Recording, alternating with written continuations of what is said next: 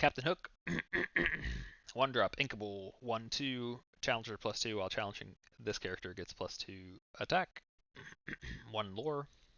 4 out of 5, definitely very playable, as opposed to like one of the other 1 drop, 1/3s.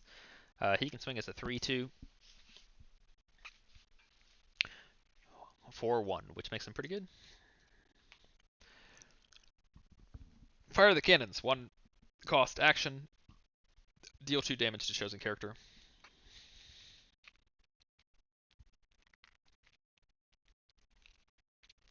Compared to the Emerald card, this card is amazing. 3 or 4 out of 5, definitely playable. As Stampede, deal 2 damage to chosen damage character versus just deal 2 damage to a character. Fire Cannons is infinitely better. It costs 1, it deals 2. Answers every like threatening 1 drop in the game. Not too shabby. Goons, 1 drop, 2/2, Inkable for 1 lore, 4 to 5. I'm not going to talk a lot about 1 drop 2/2s. Simba, 1 drop, Inkable, 1/2. Guess what? When you play this character, you may draw a card, then choose and discard card. Draw and discard. He's got 1 lore, 3 out of 5. Definitely playable. Filtering and drawing cards is going to be really good in this game, as mentioned before.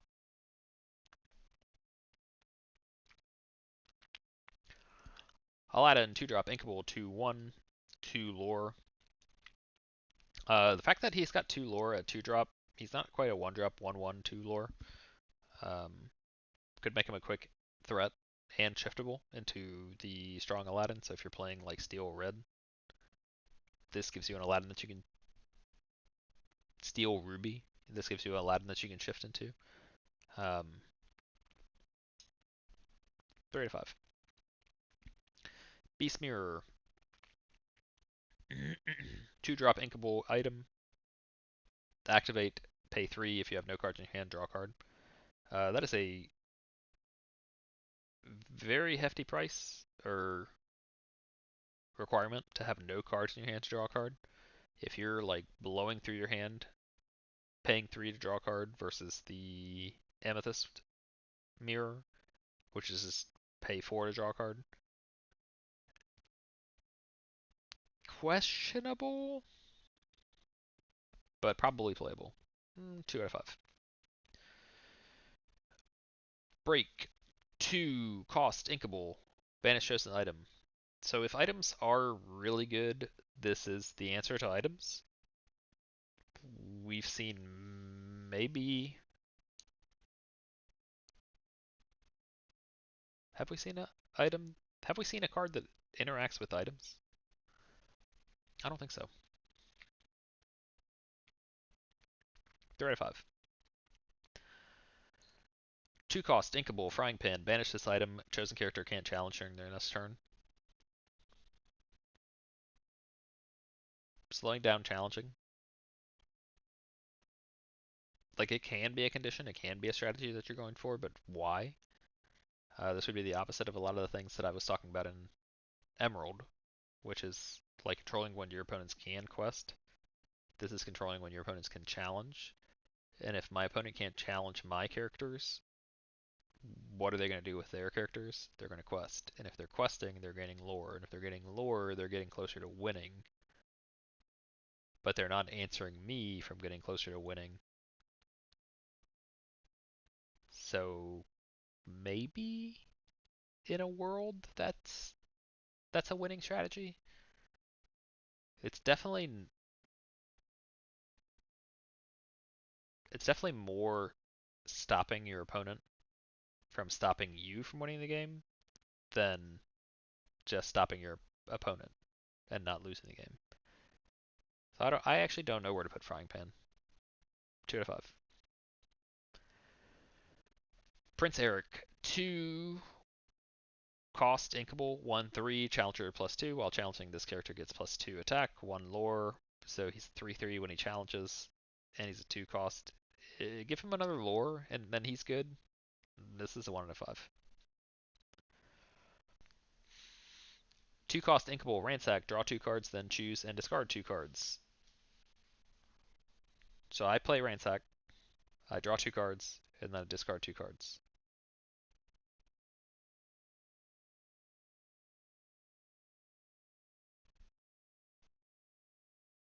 Filtering is okay. Drawing is okay. Not super high on it. 2 out of 5. Hercules, 3-drop Inkable, 3/3. Bodyguard. This character may enter play exerted. An opposing character who challenges one of your characters must choose one with Bodyguard if able. 1 lore.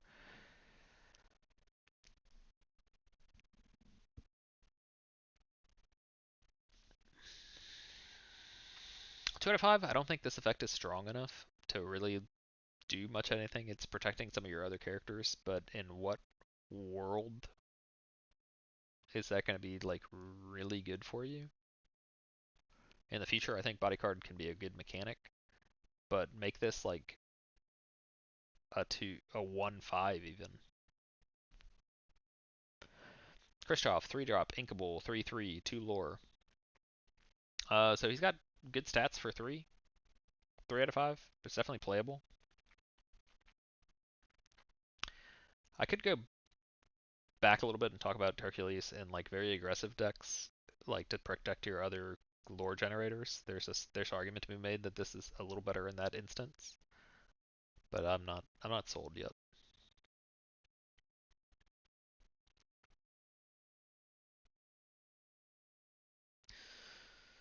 Lilo, Galactic Hero, 4/2, 3-drop Inkable for 2 lore. The 4 attack power is very important. As mentioned before, 4 is a strong point in Lorcana for defense. So this card can answer a lot of threats in the current format with set 1. So it definitely has a playable. It definitely has a spot. It's just a matter of whether or not it will fit into deck building. 3 out of 5. Plasma Blaster, 3-drop, 3-cost item. Activate, pay 2, deal 1 to damage to chosen character. So I mean you can ping things. Pay cost 2, you have to play for 3. The flavor text is amazing. It reminds me of Team 4-star when Trunks and Krillin are shooting laser beams. Anyway, um, I think items have a spot, and the ability to like permanently reuse this ability to ping things can be a thing. So blue steel, I think a lot about in ramp abilities. I need to have the ink to be able to use these cards to their max. So I would need to be able to draw a lot, to be able to play a lot of ink, to be able to get there, to make this like a really decent payoff. I just don't know that it's good enough yet. 2 out of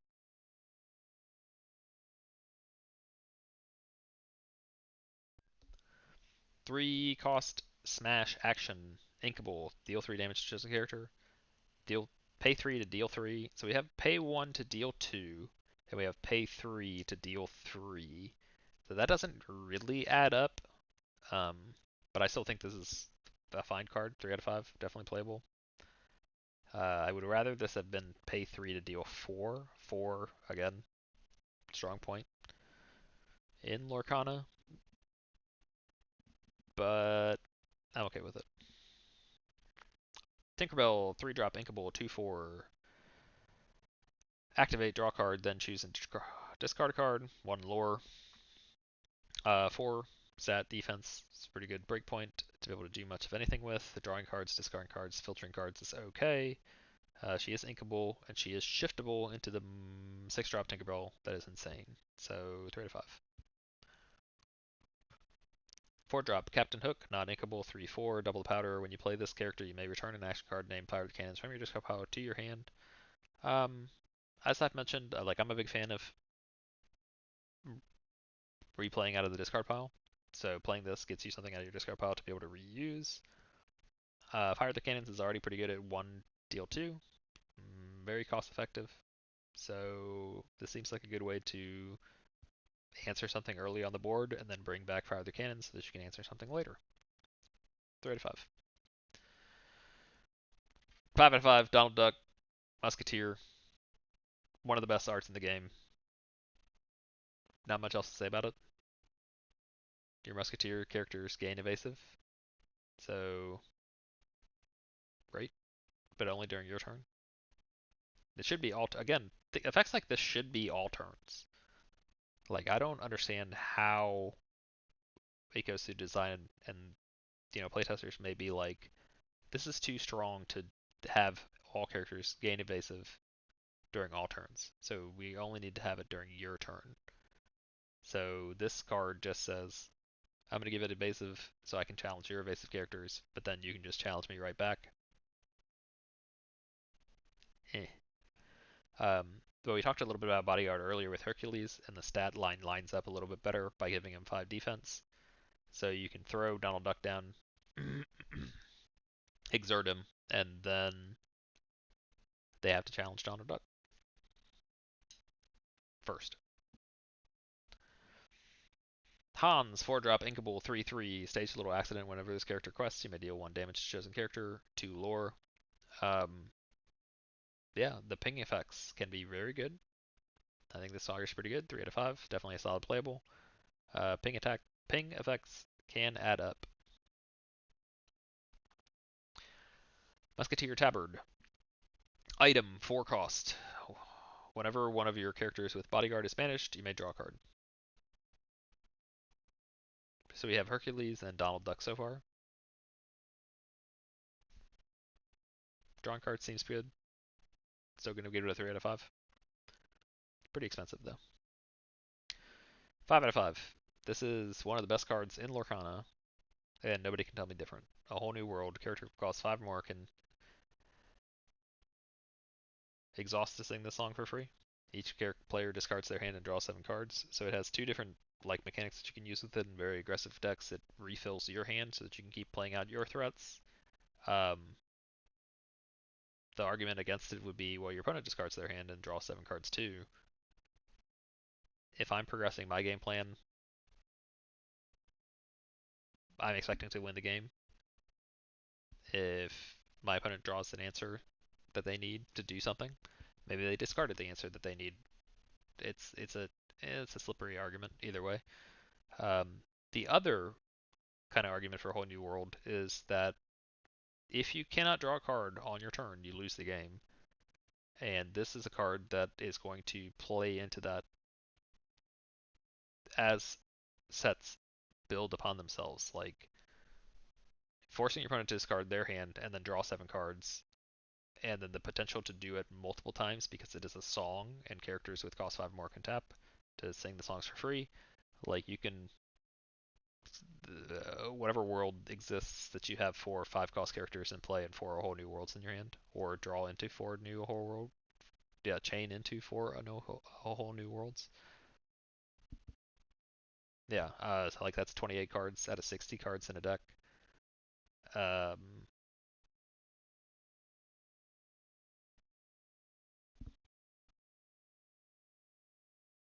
What is that? 35 with the opening hand. Like it's a mill strategy, which is always exciting as a card gamer to like think about mill strategies and alternate win conditions. So this is definitely a card to watch. Beast, 5 cost, inkable. 4/4 break. When you play this character, you may banish chosen item. That's another item answerer. If items become too big of a problem, value goes up. 2 lore, solid. Stat line, decent. Yeah, 3 out of 5, definitely playable. Answering items seems pretty good. Captain Hook, 5-drop. 2/5, shift 3. You may pay 3 to play on top of one of your other characters. Named Captain Hook, challenger 3. When challenging the character gets +3. Characters with cost 3 or less can't challenge this character. 3 out of 5, definitely playable. So he's a 5/5 when he's attacking. He only generates 1 lore, but you can shift him for 3, so you can play this as early as turn 3 with the other Captain Hook, like the turn 1 Captain Hook, 1-drop, 1/2 challenger. And answer something, pretty much anything in the game. Seems okay. Cerberus, 5-drop, inkable, 5/6, 1 lore, decent stat line, 1 out of 5. Maybe has a space. Not too thrilled. Very vanilla. Grab your sword. A character with cost 5 or more can exhaust the song for free. Deal 2 damage to each opposing character. So we get into a realm of like wide board sweepers. So Be Prepared was one of the first ones that we saw. Obviously that just banishes everything. But this deals 2 damage to each opposing character. 2 is an okay breakpoint for dealing damage. There's a lot of things in the game that are going to be the 1-drop 2/2s, the 1-drop 1/1 lore generators. A lot of things are going to be sitting at that 4-ish range. So it doesn't quite, I don't think, answer everything. But the fact that it will deal 2 so that your 1-drop 2/2s, for example, can answer anything with a 4 definitely gives it a place to be playable.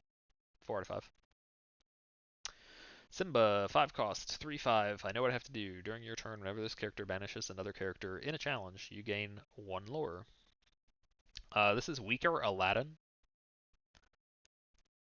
The ability is decent in of itself, but it doesn't swing lore in your favor, like by causing your opponent to lose lore. 2 out of 5. Starkey, 5-drop, inkable, 5/4. Aye, Captain. While you have Captain character, while you have a Captain character in play, this character gets +1 lore. 2 out of 5. 5 out of 5. Kronk, 6-drop, 6/6, 2 lore. One of the best characters in Disney. Mickey Mouse, Musketeer, Bodyguard. This character may enter play exerted, so on and so forth. Offer 1. Your other Musketeer characters get +1 attack, 2 lore, 2/7. He's a huge body, and he's got Bodyguard, so he's like first answerable. Musketeer decks I don't think are going to be like that fantastic quite yet, but maybe something to watch in the future. Definitely a card of all time, 2 out of 5. Taka, 6-drop, inkable, 5/5, Seek the Heart. During your turn, whenever this character banishes another character in challenge, you gain 2 lore. Also worth 2 lore. Decent stat, decent swingable. The fact that you can challenge things and gain lore seems pretty good. 4 out of 5. 5 out of 5. The Tinkerbell is insane. 6-drop, inkable, 4/5, shift 4. You may pay 4 to play it on top of one of your other characters named Tinkerbell. Rock the Boat. When you play this character, deal 1 damage to each opposing character. Puny Pirate. During your turn, whenever this character banishes another character in a challenge, you may deal 2 damage to chosen opposing character. So shift 4, deal 1 to everything. Banish something in a challenge, deal 2 to something else. Like that could be a huge swing, and especially like in addition to Fire the Cannons. Is that what it's called?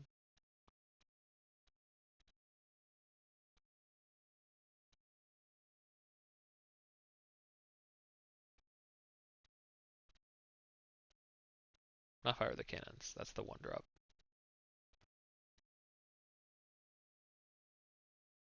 Grab your sword.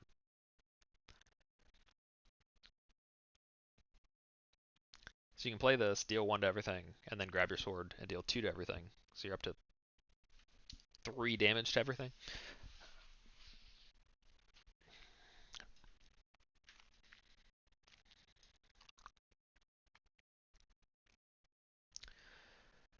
Simba, 7 cost, inkable, 4/6, challenger +4. While challenging this character is +4 attack. During your turn, this character gains evasive. Again, during your turn, evasive just feels off.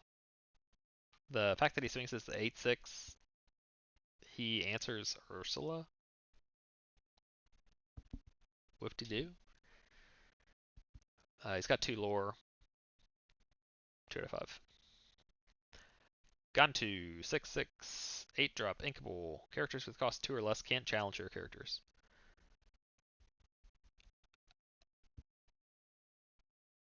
1 out of 5? Great. 5 out of 5. It's Maui.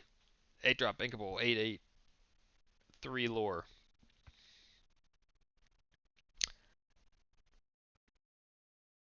just Maui. Um, Very plain, very vanilla. He's huge, but I mean, like, the bigger question is why. And that does it for Steel.